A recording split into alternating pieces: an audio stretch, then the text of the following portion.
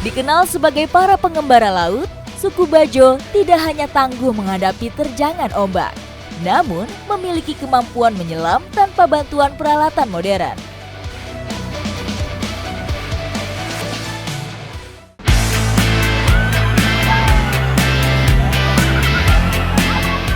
Suku Bajo mengarungi samudera dengan bekal keahliannya.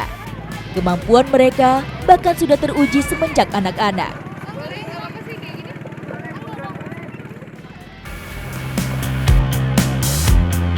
Nah, sekarang saya bersama anak-anak suku Bajo untuk mencoba nih, siapa paling lama yang bisa berada di bawah air. Sudah siap? Siap!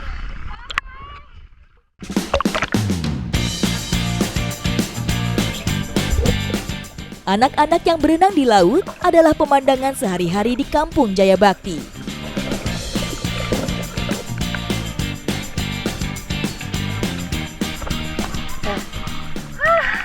Luar biasa sekali. Anak-anak suku Bajo ini sangat pintar sekali menyelam.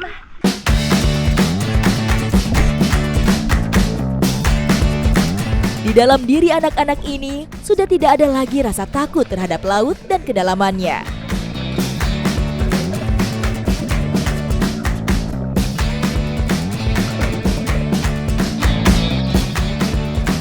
Tidak heran masyarakat suku laut ini dikenal memiliki kemampuan menyelam.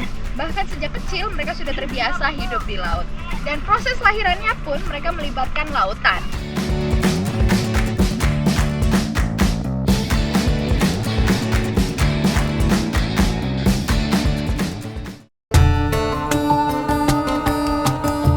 Sebagai suku laut, suku Bajo sudah terikat dengan air sejak lahir. Karena itu, mereka menjalankan prosesi temuni untuk menyambut kelahiran manusia. Jadi temuni ini adalah proses sebelum pembuangan ari-ari. Ari-arinya dibungkus terlebih dahulu, lalu diberikan bente-bente dan didoakan. Masyarakat Bajo percaya bahwa ari-ari adalah saudara sang bayi. Sehingga cara membuangnya tidak boleh sembarangan dan harus melalui proses yang sakral. Dikarenakan pemukiman masyarakat Bajau ini di atas laut, jadi ari-ari ini dibuang kembali ke laut. Tradisi ini bertujuan untuk melindungi anak, sekaligus memberi bekal pengetahuan tentang cara hidup sebagai manusia laut. Nah, sekarang proses temuni sudah selesai, sekarang dilanjutkan dengan adat bantangan. Tradisi proses kelahiran tidak hanya berfokus pada bayi. Sang ibu juga harus melewatinya yang disebut dengan bantangan. Jadi setelah ditemuning, dilanjutkan dengan prosesi bantangan. Tujuannya agar melindungi sang ibu dan bayi dari bencana.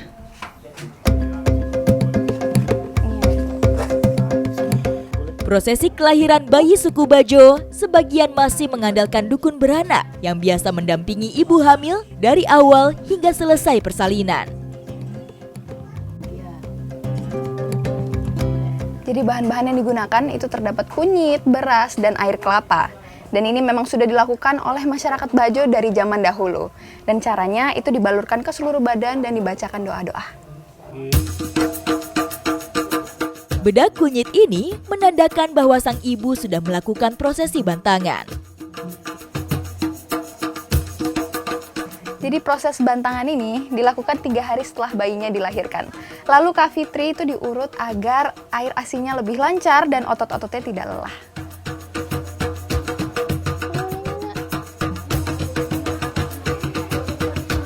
Proses bantangannya sudah selesai, dilanjutkan dengan syukuran bersama keluarga. Rangkaian tradisi ditutup dengan berkumpulnya sanak saudara dan tetangga.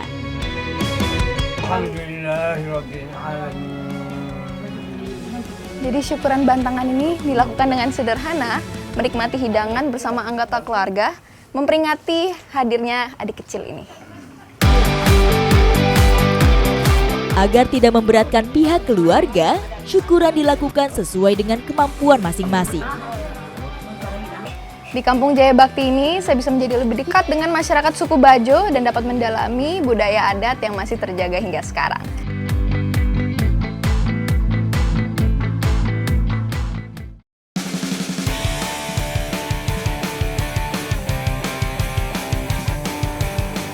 Dikenal sebagai suku laut, suku Bajo hidup dengan mengandalkan hasil laut. Bukan hanya ikan, dengan keahlian menyelam tanpa alat, mereka bahkan memperoleh mata pencaharian dari hewan dasaran.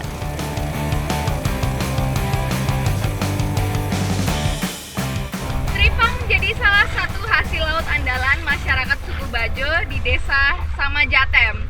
Terdapat beragam jenis tripang yang ditemukan, salah satunya tripang yang sangat besar. Di Indonesia, tercatat hidup sekitar 56 jenis teripang laut.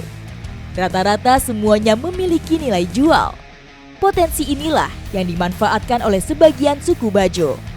Dan kali ini, saya mencoba menandingi cara mereka menyelam untuk meraih buruan yang dicari. Jadi tripang itu biasanya berada di bebatuan kalau di siang hari. Cuman khusus untuk tripang duyung ini, dia itu berada di pasir.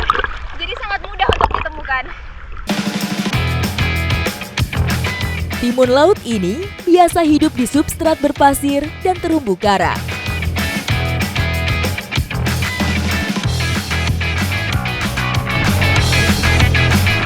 Jadi luar biasanya, di kampung Samajatem, kita bisa menemukan tripang di kedalaman hanya 5 meter. Biasanya tripang tuh berada di lebih 30 meter ya Pak ya?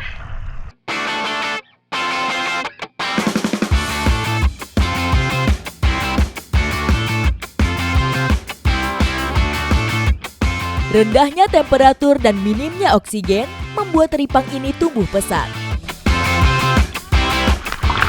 Tripangnya berat sekali. Timun laut yang tubuhnya dapat mencapai ukuran 1 meter ini disebut dengan teripang duyung, karena bentuknya yang menyerupai duyung.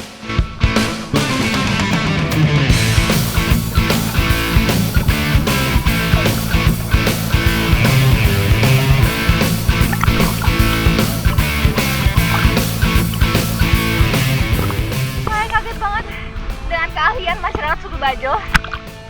Mereka kuat sekali menyelam. Bahkan biasanya mereka bisa sampai kedalaman 20 meter tanpa alat. Wow.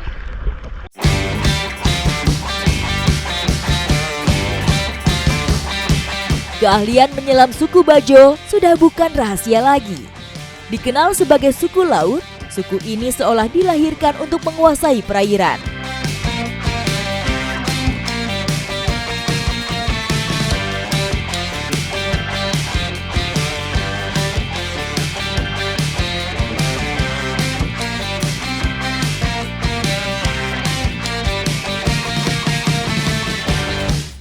Kita dapat lagi tripangnya. Cuma tadi lumayan sulit karena dia berada di bebatuan. Jadi kita perlu ganti-gantian untuk menarik tripang ini. Kalau ini beratnya berapa? 2 kilo ya Bang ya? Ini beratnya 2 kilo. Cuman biasanya itu bisa sampai 5 kilo lebih.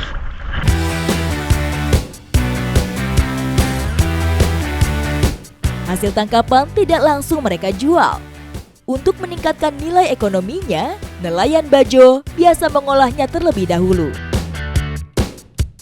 Jadi tripang ini dijual secara kering, jadi perlu dijemur terlebih dahulu. Cuma prosesnya itu panjang. Pertama-tama kita keluarkan dulu isinya. Ini ya, Bang?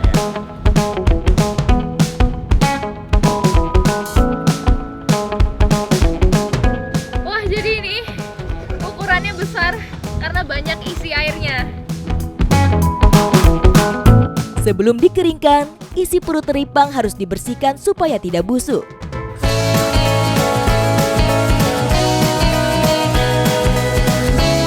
Setelah kita keluarkan isinya, tripang duyung ini langsung direbus. Itu tujuannya agar ukurannya lebih mengecil, karena kalau terkena panas, itu ototnya menjadi mengkerut.